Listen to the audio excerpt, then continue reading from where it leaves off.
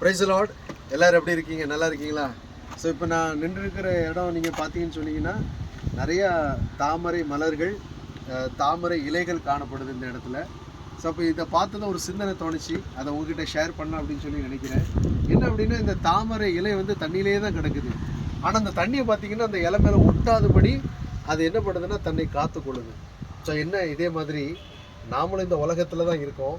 ஆனால் இந்த உலகத்தில் ஆண்டவருக்கு பிரியமில்லாத காரியங்கள் நிறையா இருக்குது. அப்போ அது நம்ம மேலே ஒட்டாதபடி நம்ம என்ன பண்ணுறோம் அப்படின்னு சொன்னால் நம்மை நாமே காத்துக்கொள்ள வேண்டும். எப்படி அந்த தாமரை இலை தன் மீது தண்ணீர் ஒட்டாதபடி காத்து கொள்கிறதோ அதுபோல நாமும் ஆண்டவருக்கு பிரியமில்லாத காரியங்களை நம் மீது ஒட்டாதபடி காத்துக்கொள்ள வேண்டும். Okay, thank you.